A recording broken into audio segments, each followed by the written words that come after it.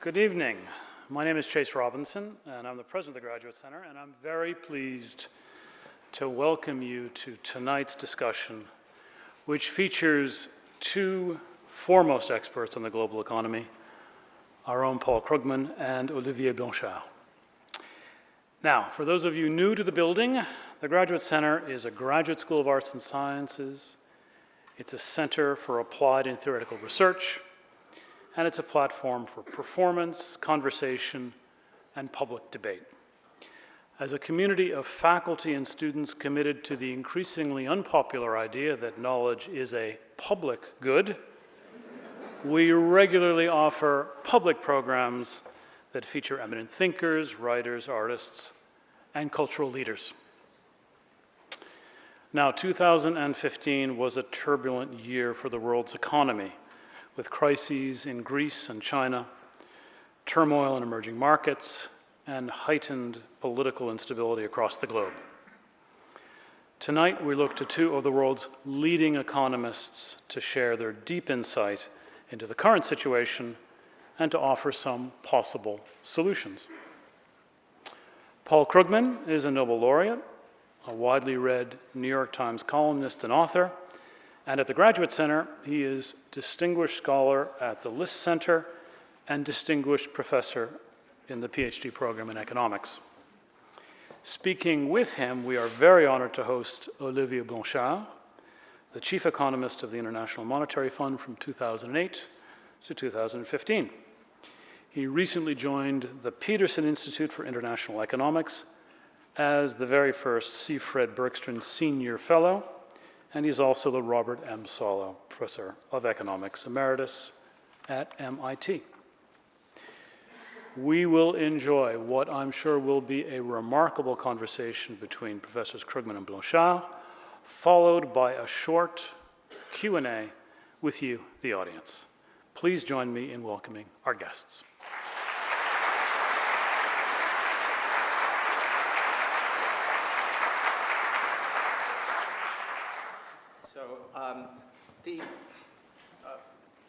Thanks all for coming. Thanks, Olivier, so much for coming. I should say just a few words about our guest here. Now, I have known Olivier essentially forever. We actually have PhD. Right? This was not on. That is the thing. All right. So now that my competence has been demonstrated. Yes, we both got our PhDs from MIT. Actually, it turns out in 1977. We were colleagues for a long time, but also anyone who studied, who was interested in macroeconomics was well aware of Olivier's work for many years. A tremendously influential economist. But then a funny thing happened, which is that Olivier was brought on as the chief economist at the International Monetary Fund. And that is a position, one of the things I want to do a little bit later is talk about what the position involves and how it differs depending on who's there. But it's a position that could be pretty cut and dried. It could be somewhat, not anything the world would take note of. The IMF itself has historically had a reputation for being a kind of doctrinaire. It's the enforcer for tough policies when third world countries get in trouble. But during the Blanchard years, it turned into something very, very different. The IMF, as it happened, your years coincided with the world going to hell in various handbaskets. And the IMF became, first of all, a much more flexible institution in many ways, I think. But also the research, above all, became something that was amazing.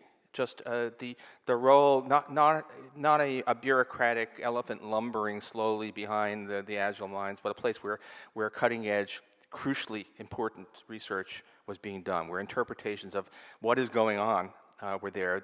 I don't remember, and I don't think it was just because I wasn't paying attention, I don't remember an environment in which all of us econo-nerds anxiously awaited the latest World Economic Outlook, and especially anxiously awaited Chapter 3, which tended to be where the analytically interesting stuff was. So that's all been, so that's why I'm really delighted that we can have this conversation.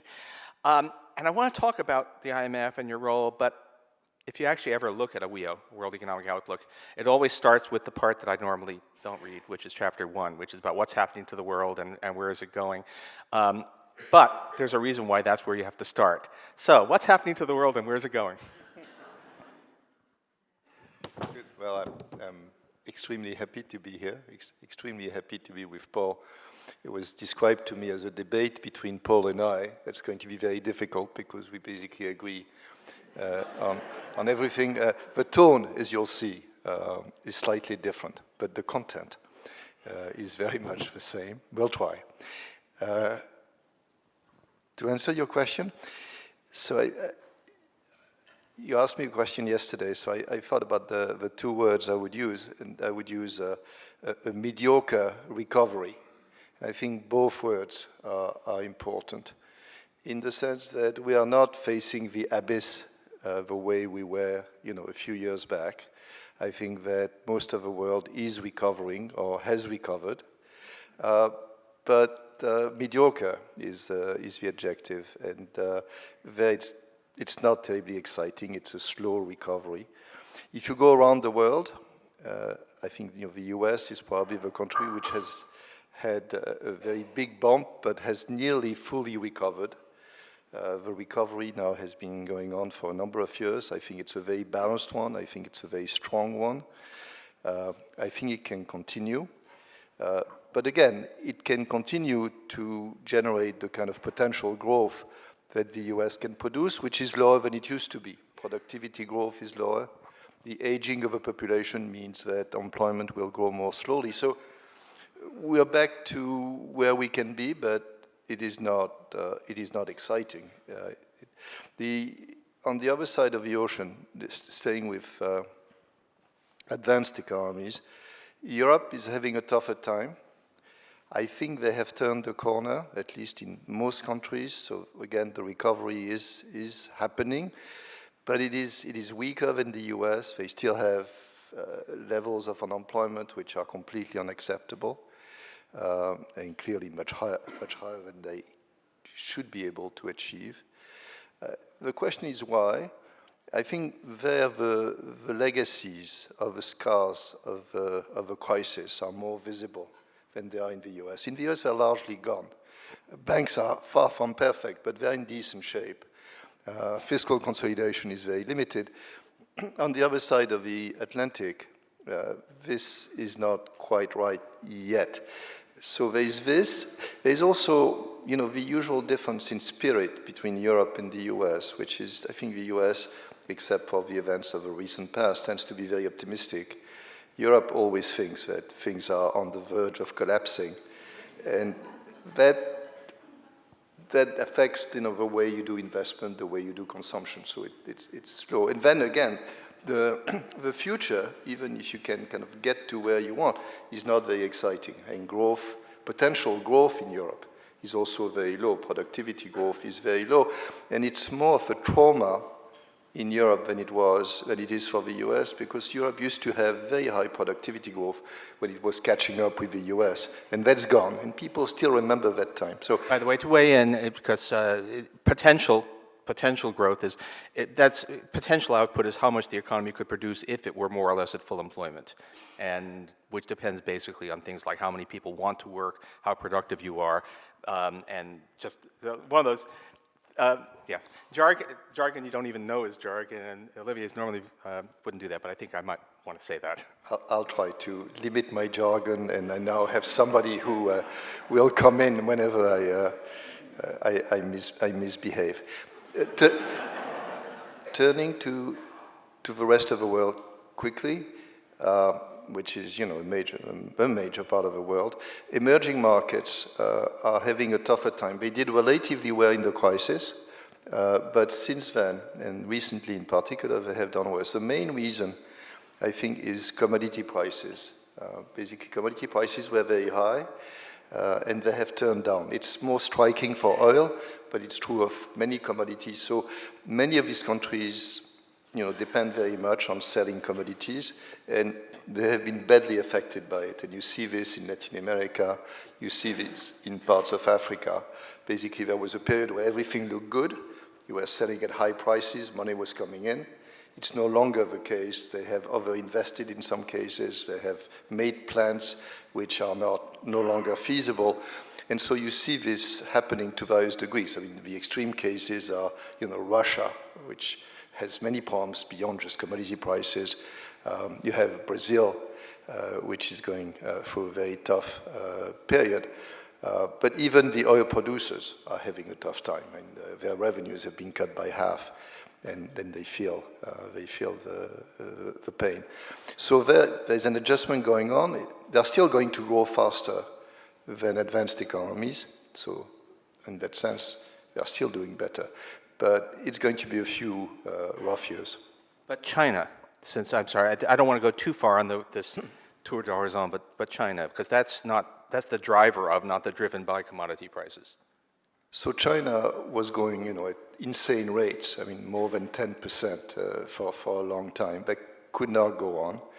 They're now going at lower rates, but they still have a very imbalanced type of growth. Basically, investment is nearly 50% of GDP.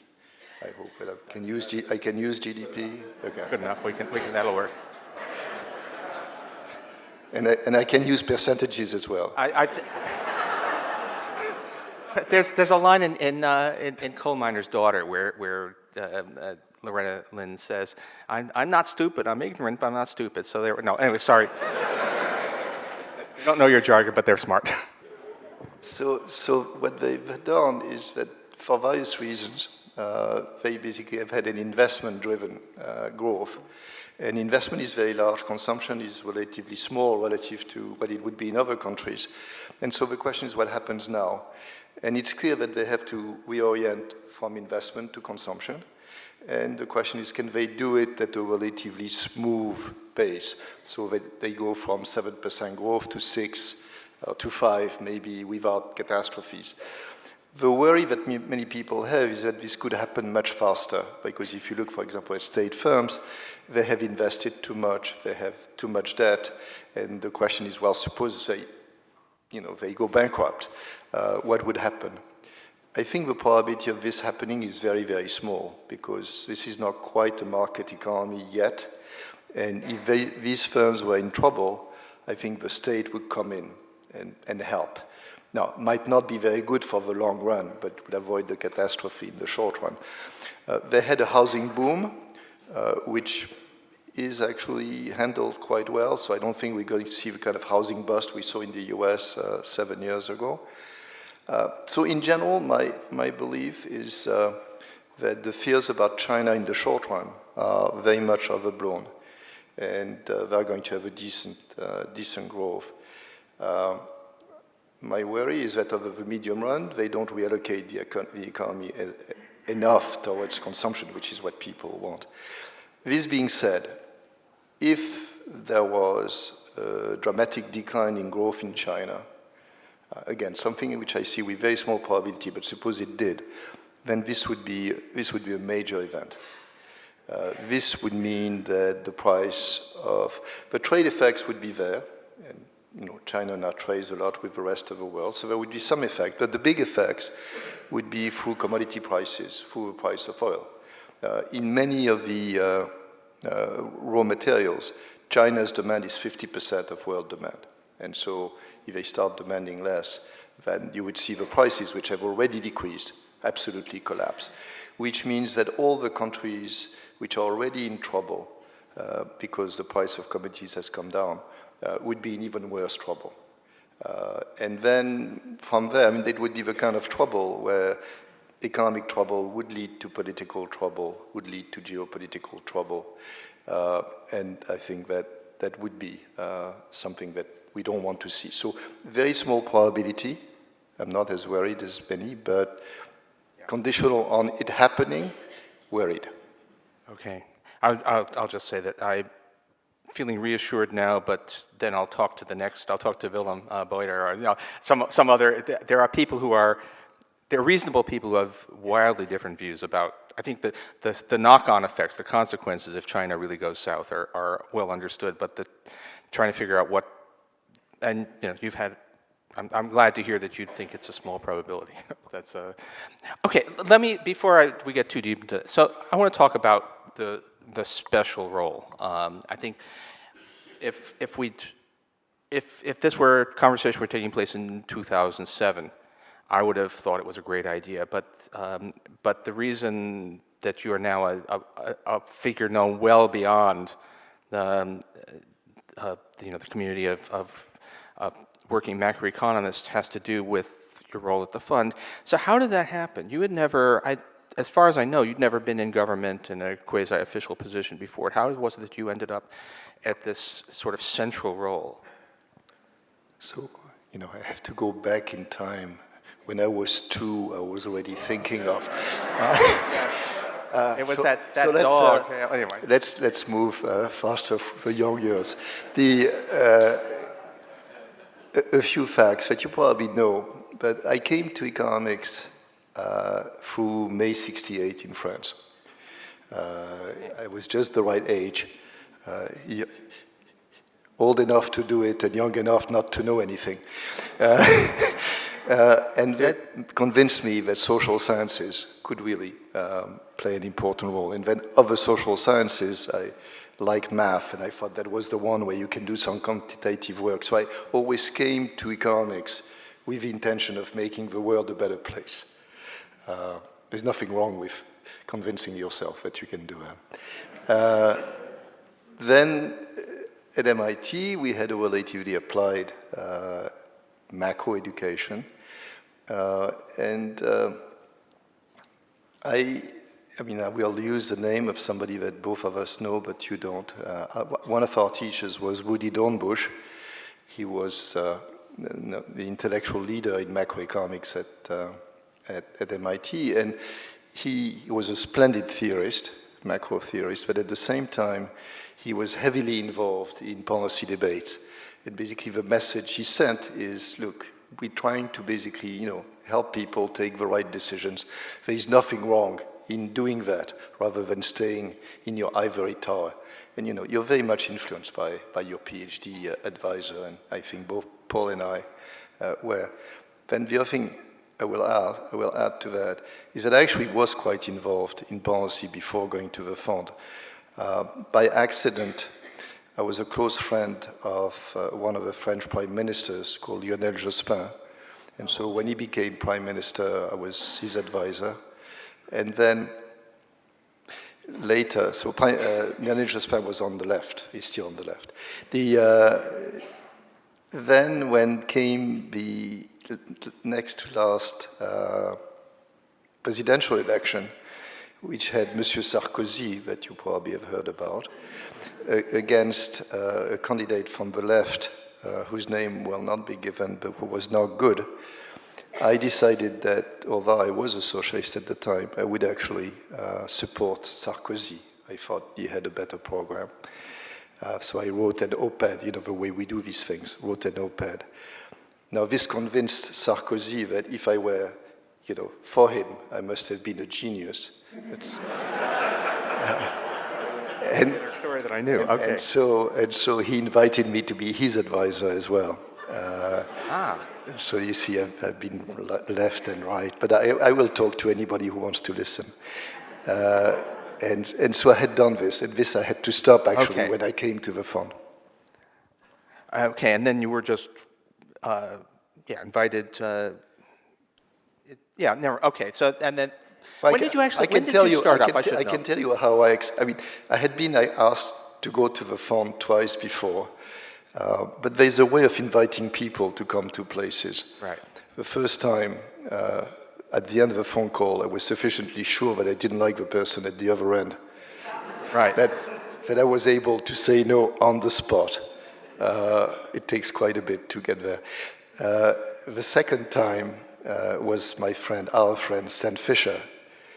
But after having made the offer, I understood he was leaving, which made no sense. Right. then Dominique Strauss-Kahn, who is of some fame Right. in this city, but is in many ways a remarkable person, maybe in too many ways. Not sure if everyone knows the story, but Google Strauss-Kahn if you're curious. That's irrelevant. No, definitely not. So Dominique called me, and he did something very smart, and don't laugh when I say this. He called my wife, and he convinced her that this would be a good job for me. Excellent, And, clever. He knew how to do these things, and I accepted. Okay, so the role that you I actually should even know what the formal title is, but in any case, the role of the chief of research at the fund, what does it entail pro forma, and what did it mean? What did you do in that role? What was it like? So actually, when you go there, you have in this position, you have two titles. One is a very 19th century title, which is economic counselor. Right. Which means that you're supposed to tell the managing director what you think about the issues of the day, and he or she is supposed to ask you what you think. And then the other is director of research. And I think one of the challenges is to merge the two. And you had asked me yesterday about, the role of research in an institution like the IMF, and that's a very important question, both at the IMF but also at the Fed, or in any institution which has an operational responsibility but needs tools to do the work right. Because if you're not careful, the research department will be kind of a dancing girl of the institution. They'll be left in a corner. People will admire very much what they do without looking at what they actually do.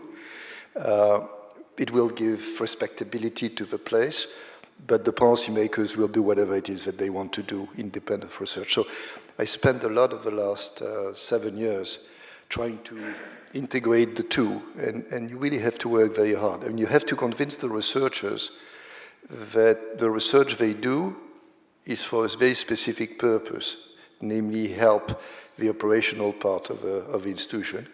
And that doesn't come natural, because this is not what you do when you do a Ph.D. Or indeed, the snobism is probably not to want to do that. And then you have to sell your stuff to the other side. You have to convince the policymakers that the researchers are not nerds with strange ideas that you can dismiss, but they can actually help you think about the issues of the day, of the minute. I think I went somewhere in merging the two, but it is a constant effort. Okay, so let's talk actual topics. I have my own list of things, but I'd like to hear what you think were the most important areas where this process happened. So, again, there's a lot of work which is not glamorous, but which is important, which is to produce the World Economic Outlook, which is this this is every 6 months assessing the state of the world. What are the underlying forces? What is the way of thinking about this complex, immensely complex thing that the world economy is? There's a lot of documents like this. There's a lot of documents for policymakers. What you see is basically what is unusual, kind of the fights. And I assume you probably want me to talk more about the fights or the... Sorry? About the fights. Well, the topics. I mean, there were a couple of... So let me start. I thought, actually, the study that, in some ways, I think we're going to want to talk about Blanchard-Lee later, but actually not. The earlier... on the debate over... the first round of the debates over austerity, where, so as many people probably know, there was after Greece hit the wall, there was a huge feeling that, my God, we need to worry about fiscal problems, about debt, and there was a very widespread, very popular doctrine, which said that in many cases, slashing spending and possibly raising taxes is actually expansionary because it increases confidence.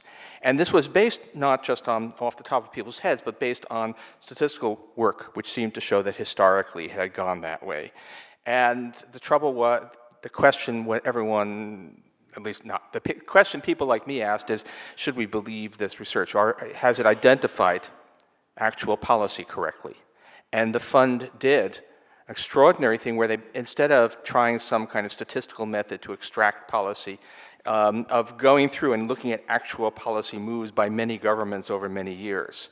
So can you tell me about the genesis? Because I thought, and which found, by the way, that pain hurts, basically, that austerity was in fact contractionary, although not as contractionary as I believed, and I think as Olivier now believes. But so I'll go back to your previous question and then focus on austerity. So other things which made the news, there were two fiscal events. The first one was the very large fiscal expansion of 2009. It was very much Dominique Strauss-Kahn and I saw the private demand just collapse at the end of 2008, early 2009. Nobody wanted to spend anything. Firms were too scared. And we became convinced that monetary policy could not do the trick, and you needed to basically just have the government, spend. And we argued for a 2% increase in the budget deficit across all advanced economies. This was, in a way, revolutionary at the time, but it succeeded, and it just passed. It was accepted by all, because I think the policymakers were so scared that they were willing to buy anything, and they bought it. So that episode, I think, was very important and made a difference, I think, in 2009. You were going to say something. what's right? You were going to say something. No, I was going to say that is an interesting question. I mean, just maybe interject something of my own. There was a moment, there was a Keynesian moment, and the question of why that happened then and why it did not continue is a really interesting one. It was not a Keynesian moment. It was a moment where policymakers were totally lost and scared. And when this happens, I will not take a Donald Trump analogy here, but when people are scared and lost, they will accept anything. It turned out they accepted the right thing. Oh, okay. Which, again, I'm not going to go to Donald Trump again. But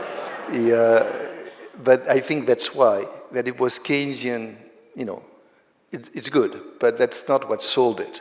It was kind of a magic remedy which would make things better, and trust me, take it. Okay, that's a more, for once, that's a more dismal story than my usual one. I thought there was a really, I thought, quite lovely, but maybe not correct analysis by Henry Farrell and John Quiggin, a political scientist and economist working together, who argued that essentially what we would consider reasonable economists dominated the discourse for the first year or so after Lehman failed, and that they, partly just because they were more policy-oriented, and that unfortunately by late 2009, the other guys had gotten their act together and started the counter-propaganda.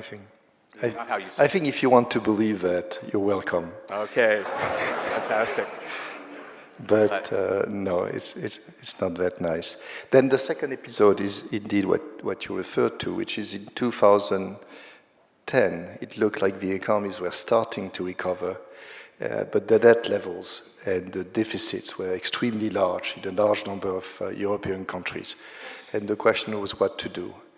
And there was a sense that, especially in Europe, that they had to basically clamp on the deficits and reduce them and reduce the debt. And they went at it in a very strong fashion. Why they did so, I think, comes from, it's not ideology, I think it's nearly in the genes. I think, despite the fact that to us, if the government decreases spending, this is going to decrease total spending, this is going to decrease production, this is going to decrease income, then it's probably not going to be good.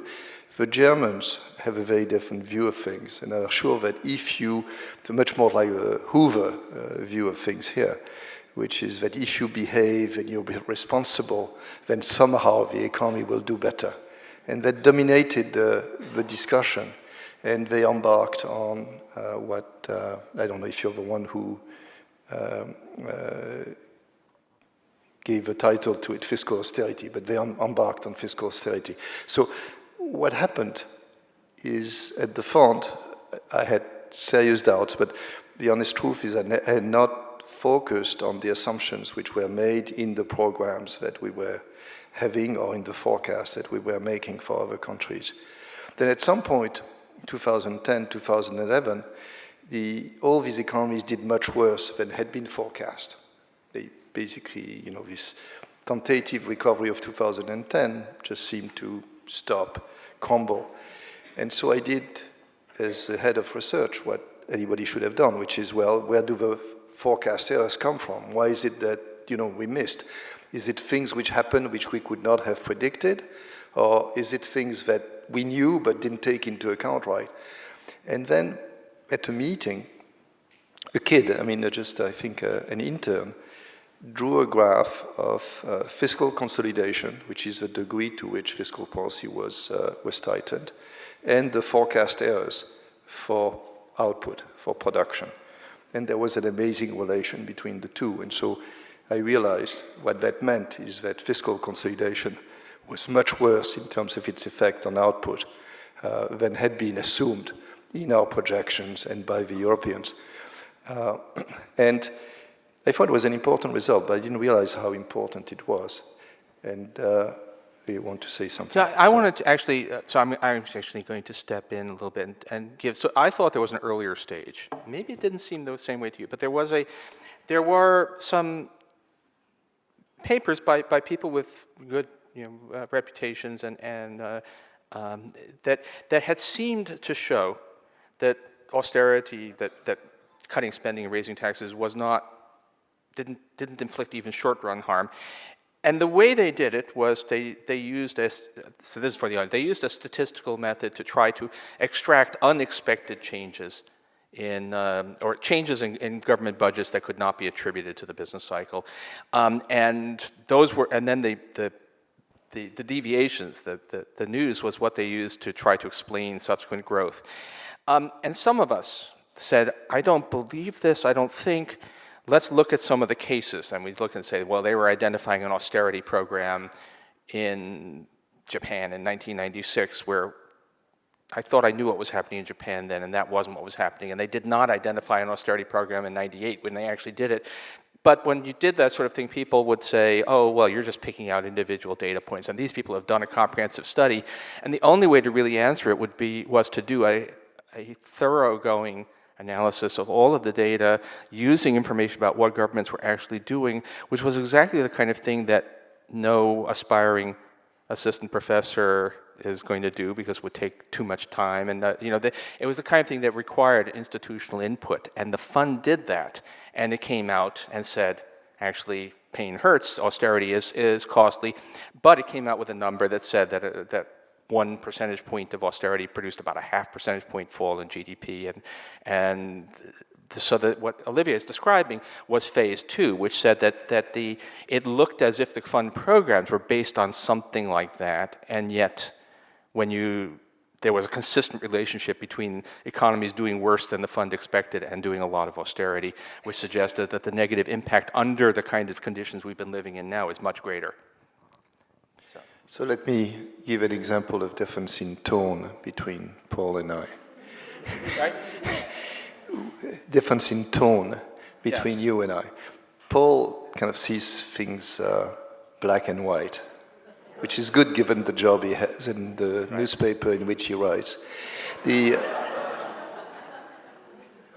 I tend to be kind of a 51-49 school, which is that there are always arguments both ways. And it was not completely insane to think that fiscal austerity could lead to an increase in demand. Because I think there are circumstances in the past where this happened. And when you have a totally irresponsible government, right, which is spending like crazy, which is accumulating debt and shows no sign of changing, and then a new government comes and says, look, this was going nowhere, this was going to terrible places, we're going to do something reasonable, we're going to put back the finances in some kind of shape. Then the psychological effects of this may well convince people that now it's a dual regime. And it could be that although the government is spending less, the private sector will spend more. And I think we saw this in a few cases. We saw this in Ireland in the early 80s. And I think we may see this, for example, in Argentina, to take another example, talking about things which are happening right now. There's a changing government. They have to do very tough stuff. But people are more optimistic, so maybe it works out. So it was not crazy, but very quickly, we basically saw these psychological effects were not there. And then, it's interesting to see how these things develop, because I think, I hope nobody ever write my life, but if somebody did, this would be an important episode, because it had an enormous impact. In fact, we published the results in a box on page 144 of some document that nobody except Paul reads. But we were lucky, because it irritated enormously a number of people who decided to make it a big thing. And so from the box in page 144, it became the front page in the Financial Times with David Cameron explaining that we had absolutely no sense and we didn't know up from down. And then it became more fun. It gave enormous exposure. This was at the time of the Tokyo IMF meetings. This was the only talk during all the meetings. And it became the issue number one. And I got very scared because we had done our work, but anybody who has worked with economics data know that maybe if you change this, the result changes. Maybe if you ignore this, the result changes. We were subject to 100 criticisms, and fortunately, I think it's partly luck. Our results remain robust. And I think over time, the result was to change the view of the fund for sure, and the policies in many European countries since then. So this is an example of, an intern showing you a graph, this turning into a decent set of regressions, this being picked up, becoming central to the debate, and I think truly changing the way fiscal policy is now conducted in Europe. It's not conducted as I dream, but it's much better than it would have been. It's actually, I presented a little, and I was in a meeting with a bunch of guys in gray suits Friday and Saturday, and my presentation had a scatter plot that was very Blanchard related, and had people around the table, even now, who didn't like it, saying, "Well, but I don't think that's the story for that country and this country." So yeah, that people. But it was true. It was but I could have told you it was a robust result because it came up with the same number I'd been coming up with from other directions beforehand. But yes, no, that was amazing. Just a question, since I'm all so focused on the fiscal, what else would you have said that was a really big? So again, a lot of what you do when you're there is kill bad ideas. You've heard this before. And so I think that's an important job. Support good ideas by others. The place where I think I've made a difference, although I left too early to be sure that it's really going to stay, is the general view of the fund about capital flows, the opening of a capital account.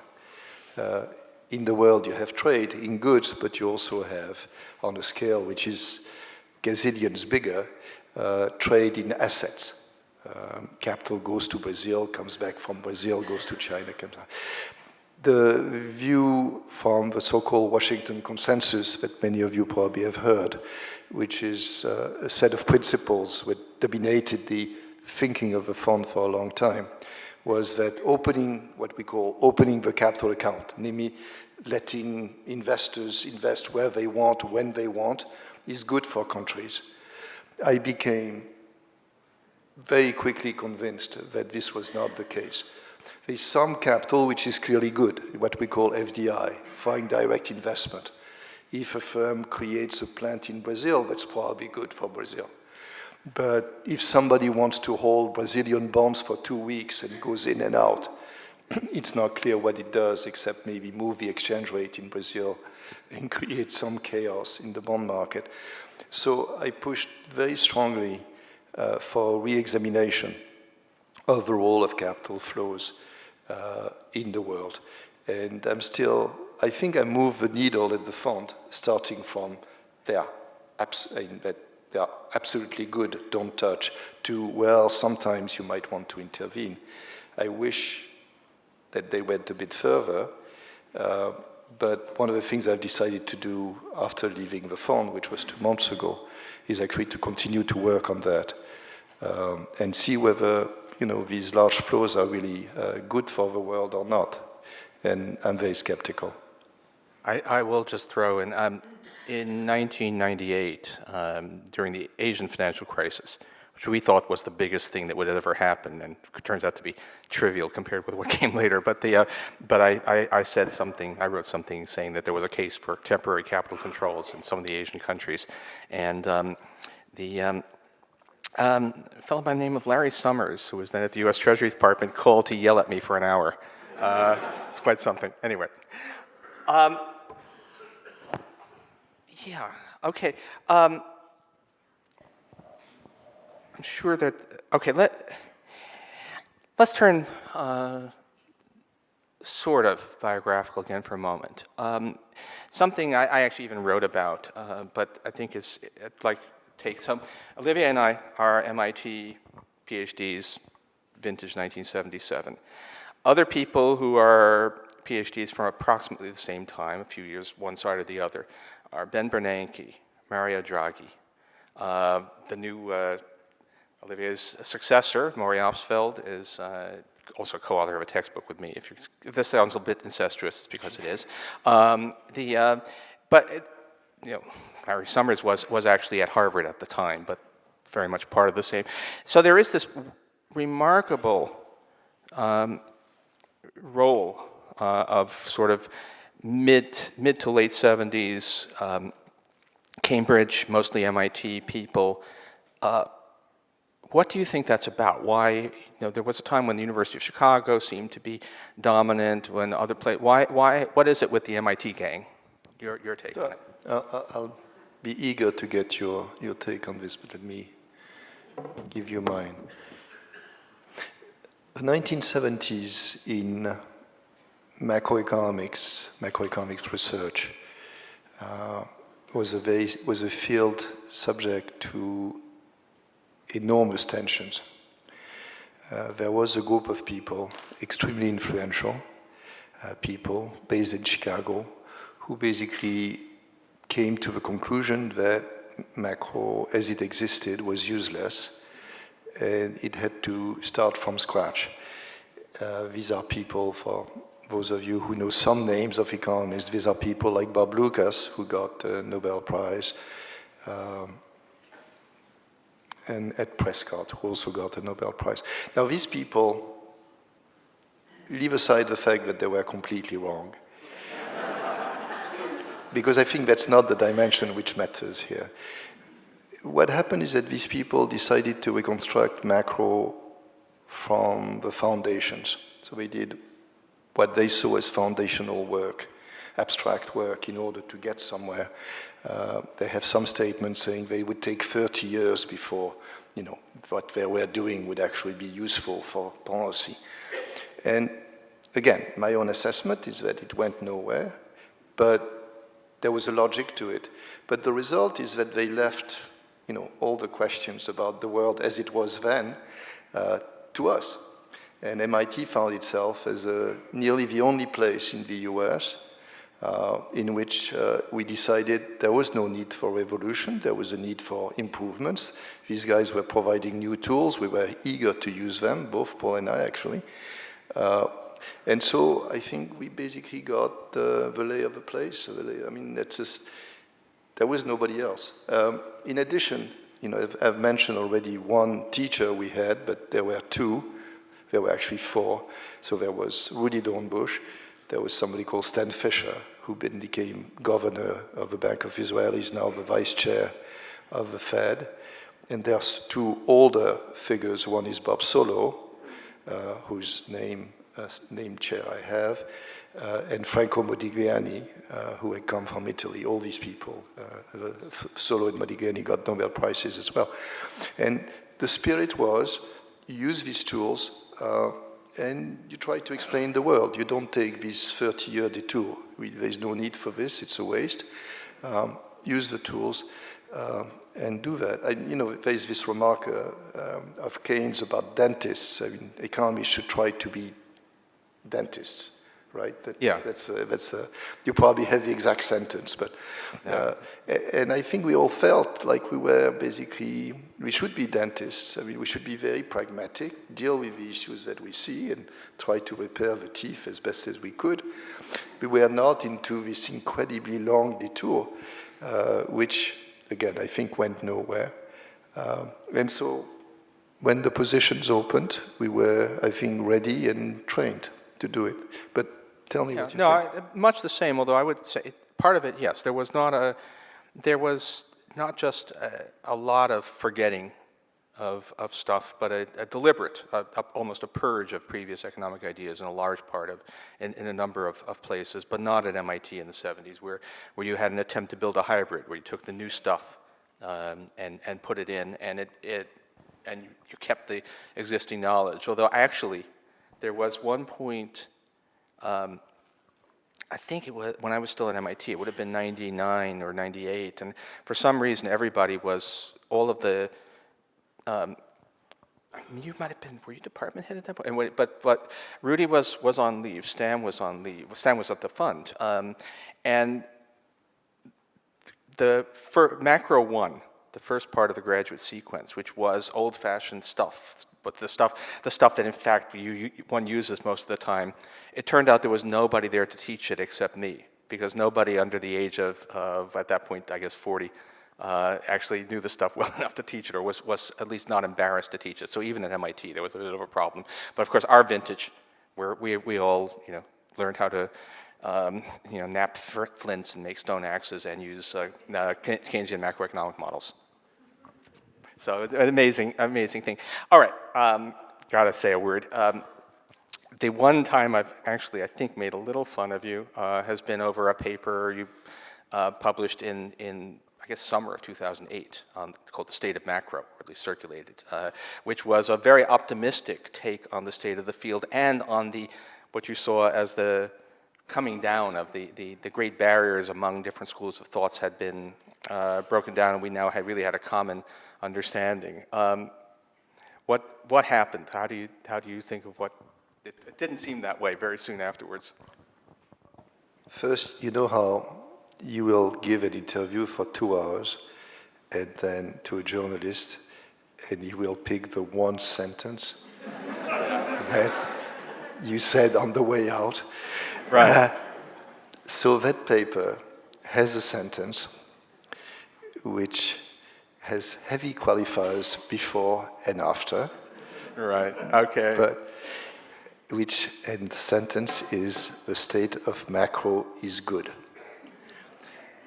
Now again, any careful reader of a paper would know that this is a highly qualified statement. But some people, including somebody sitting to my left, yes, decided that this was the way he would describe the paper. No, the truth is, this was a paper which was definitely too optimistic. The way I had, first this was before the financial crisis, and I must admit that I was completely blind to the complexity of the financial system. And now again, I plead guilty, but half of the economics profession would probably be in jail with me if I were put in jail. But the other aspect is I go back to this separation between these two schools. So go back to the 1970s, you have these people who go on this abstract detour reconstruction of macro, and then you have the MIT gang, to use Paul's expression, which continues to try to do much more applied less pretentious, without value judgment, but simpler stuff about the world. And they go in completely different directions, and when they meet, they insult each other. Time goes, and the guys who were working on these very abstract models realized that some of the imperfections that the MIT people were putting in their models were really needed to explain the world. And the MIT-like people see that some of the techniques which have been invented and developed by the other guys, which come under the name of stochastic dynamic optimization, are actually useful to talk about the problems we care about. And so I see in 2007, paper was written in 7, published in 8, I see some convergence. I see basically models which take what I see the best of both, namely the new methods applied to issues where the right assumptions are made. And I'm very optimistic. I say, well, maybe we have converged, these things happen, this is how science progresses, and it's a relatively optimistic paper. Then comes the crisis, and I realized that what I thought was convergence was only in my eyes. There was no convergence. Then the two schools basically just went very different ways and started insulting each other again. Paul being the official insulter from our side. So is the state of macro catastrophic? Maybe that's the next question, right?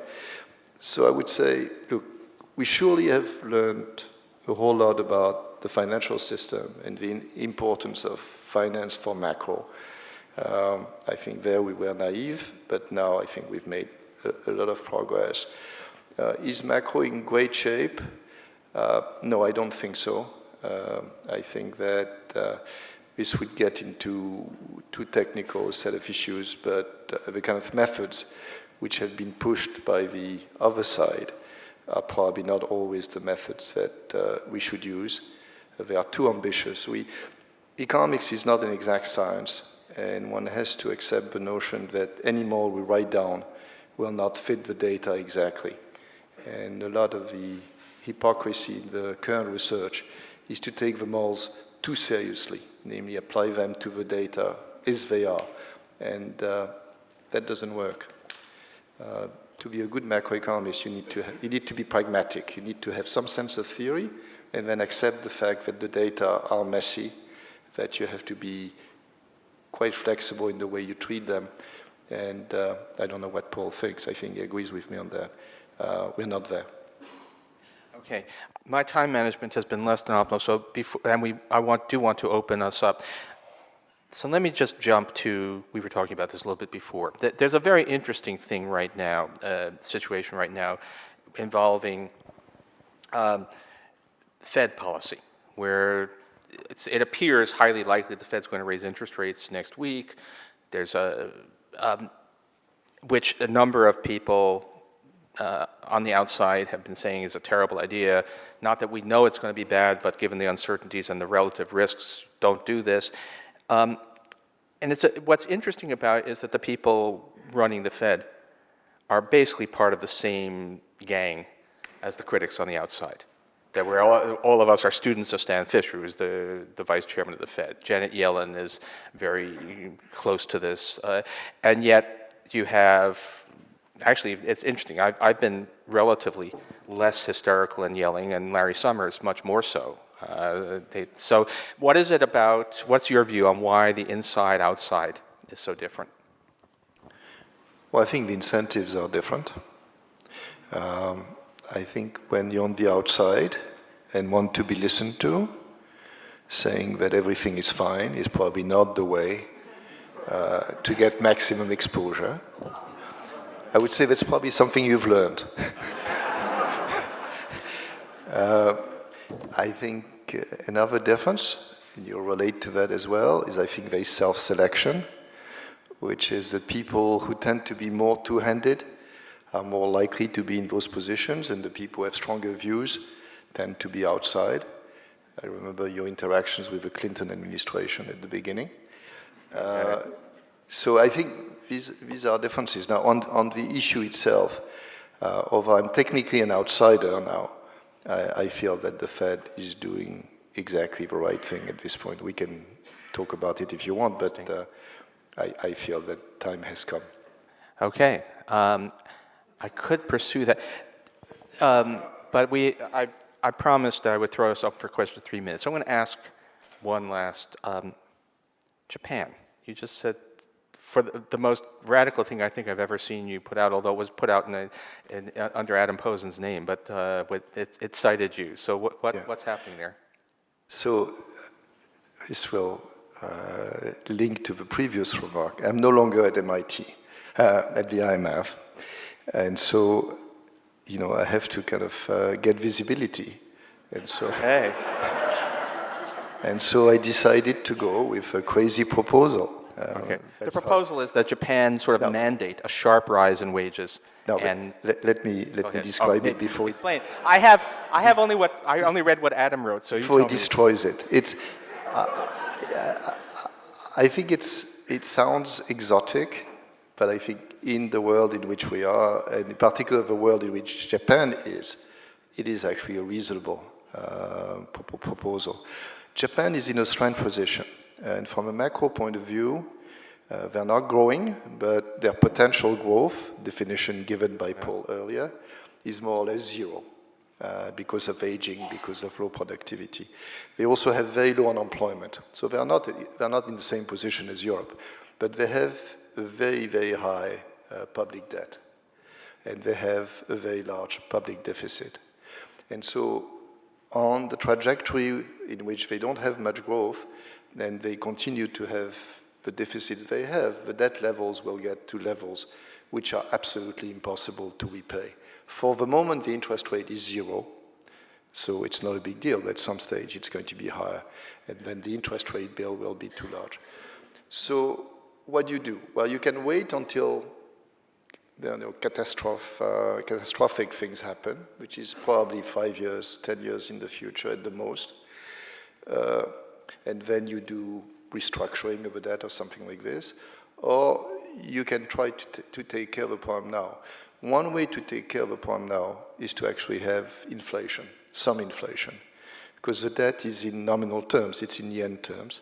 And so if you have, for example, inflation of 5% a year, and interest rates at zero, then the debt will go down by 5% a year. Now, this is not ideal. You'd like to be able to repay the debt, but this is one way of decreasing the debt, which is in effect paid by the people who hold the debt, the retirees in Japan, but which is a relatively gentle way of getting the adjustment as opposed to the catastrophic one. So what we pushed with Adam is get inflation, get 5% inflation.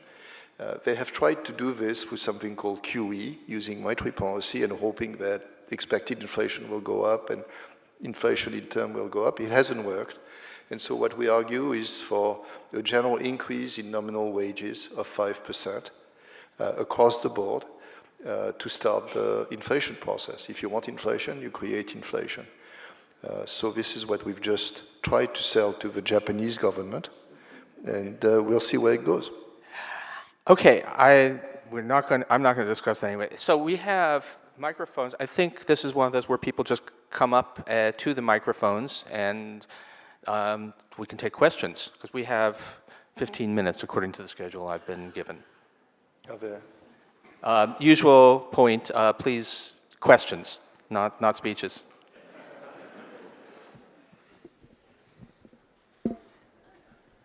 Okay, well, first person to hit a mic, there you are. Go ahead. Of course, Paul would start on the left. What are your thoughts on a guaranteed basic income? Oh, guaranteed minimum income. Do you have? Yeah. I'm very worried about designing it in a way which will not have perverse effects. I'm very much in favor of a negative income tax and earned income tax credit, basically increasing the income of those who have very low wages. But the general minimum income, I think, is too dangerous a measure to take.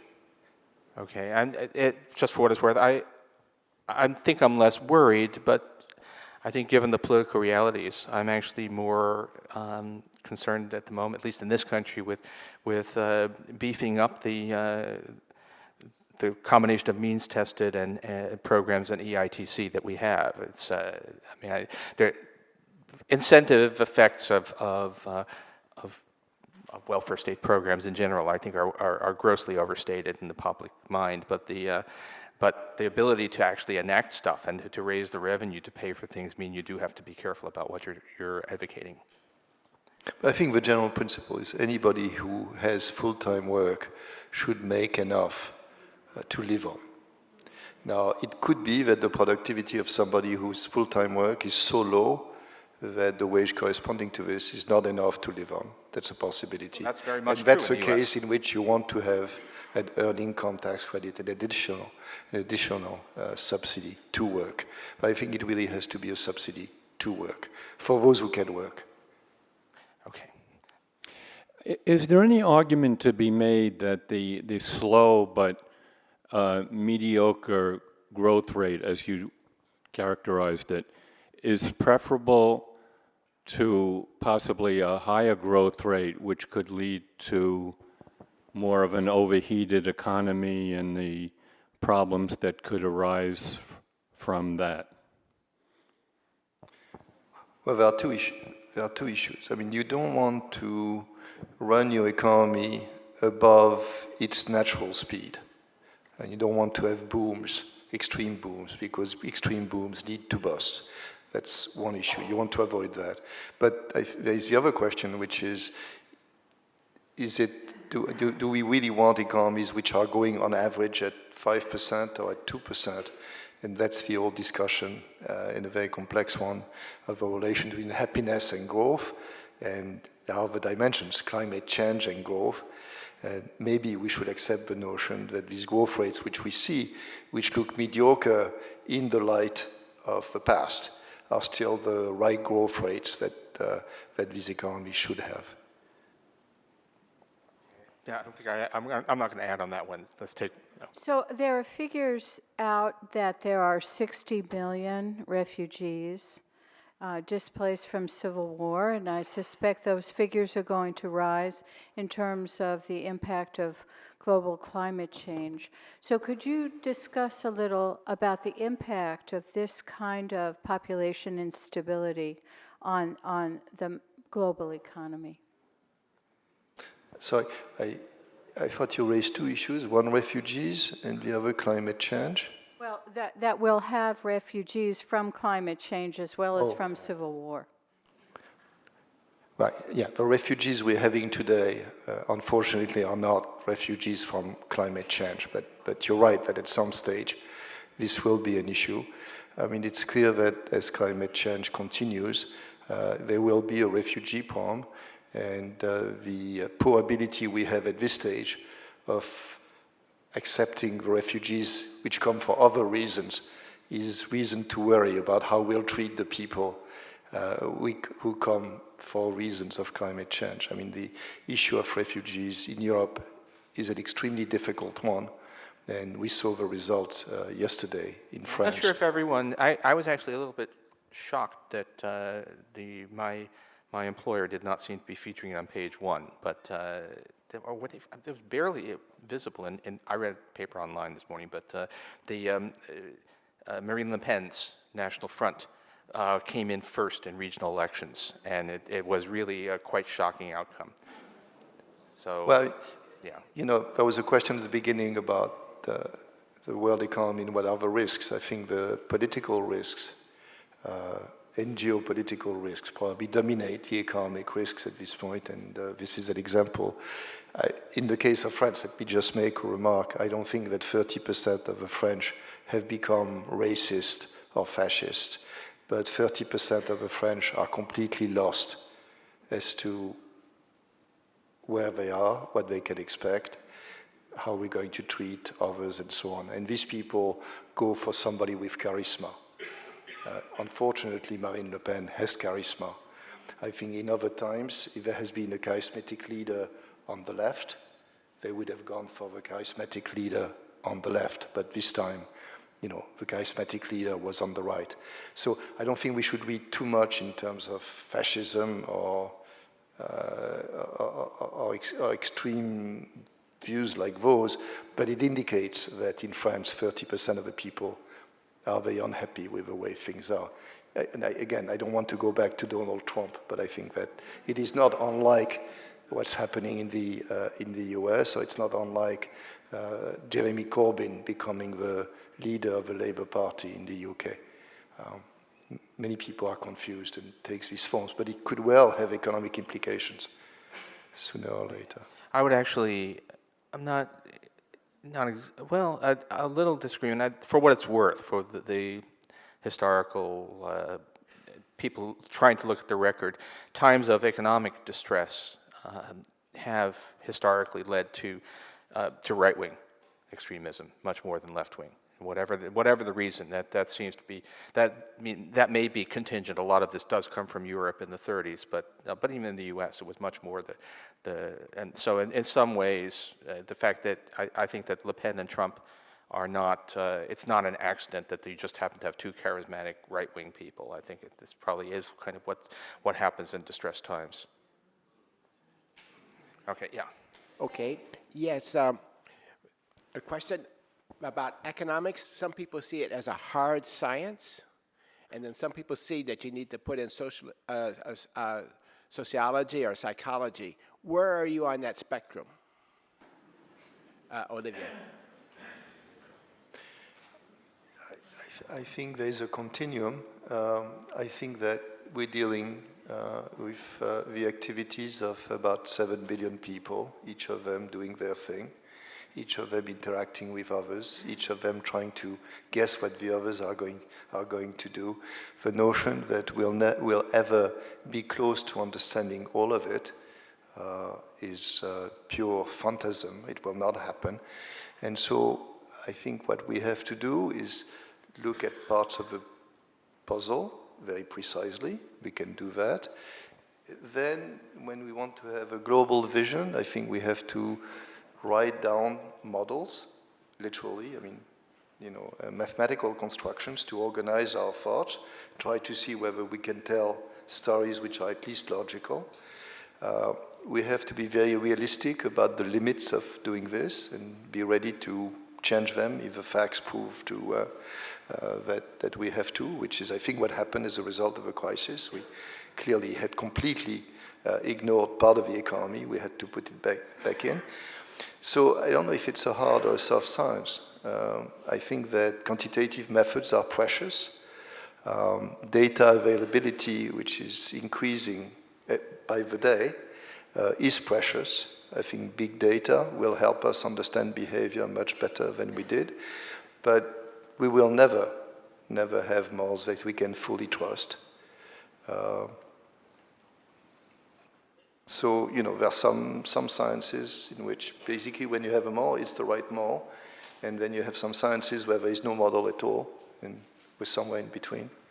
I have to, it's even though I'm a little ashamed, but Jagdish Bhagwati, who, did you ever take class from him? I don't think so. But it was also teaching when we were at MIT, international trade. And he did say that, he said he was allowed to say these things because he was raised Hindu, that he had a personal theory of reincarnation, which was that if you were a good economist, a virtuous economist, you were reborn as a physicist. And if you were an evil, wicked economist, you were reborn as a sociologist. Okay. Sorry. But by the way, I agree. What we're trying to do here is in all social sciences, is very, very difficult. And if you insist on trying to be a physicist, you're going to be in big trouble. But you try to be as quantitative you try to be you're not a hard science, but that doesn't mean you're excused from hard thinking, I guess is the way to put it. Yeah. My question seeks to help us understand or gain a better understanding of your profession. And Professor Krugman, I just want to quote a review that you wrote of a book called The 7 Bad Ideas in the New York Times, in which you said, the economics profession has not covered itself in glory these past 6 years. And of course, tonight we've seen the yin and the yang, and both sides, whether it's two schools or two opposing views, whether the Fed should raise the rate this week, next week, or lower it. So I guess my question is, given what you wrote, what does it take for the economics profession to cover itself with glory when there is no convergence, no such thing as a unified opinion? Oh, I want to say a word here. You know, any subject where there's complex, there will be some differences of views. I mean, particularly since data are imperfect. I don't think the debate over whether the Fed should raise interest rates next week rises to the level of something that you would consider a big problem in the profession. The debate, some of the stuff that went on in 2009, 2010 about fundamental issues where it seemed that some of our esteemed colleagues, famous colleagues, knew nothing of the world or of literature that everyone should know. That was different. And I think in a lot of ways, I'm not sure when I wrote that, but I would say that it was a few years ago. I think there's been a lot of really good economics done in the last few years. Rather less of it actually taken heed of by policymakers, but still a lot of good stuff. I don't know if Olivier has more to add on that, but I mean, it has not been useless at all. Put it this way: if you were to take if you were to take macroeconomics 101, if you had come into the world after 2008 knowing that, you would have gotten a lot of things right that not only the general public, but a lot of famous people in influential positions got wrong. The textbooks have not been at all useless. They've been quite informative if only people would listen.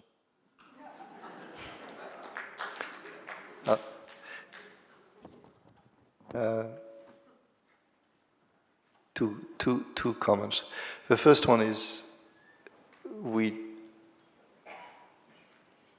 know a lot as economists, but we don't know everything. And unfortunately, the difficult issues are just at that margin. But it's not as if we know nothing. We know a lot, but the complexity of the issues is just orders of magnitude so high that we're always struggling. The other is, that it is a social science, hard or not, and it is therefore very difficult to separate facts from priors, from ideologies that people have. And some people come to economics thinking that markets work great. Some people come to economics thinking markets don't work.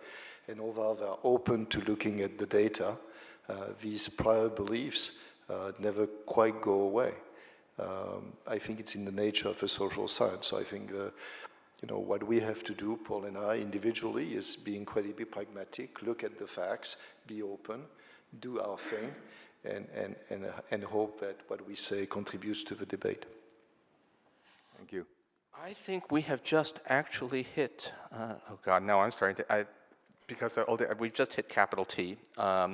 We just hit, I think, the limit. So I just want to say thanks, Olivier. This has been great. It's been a...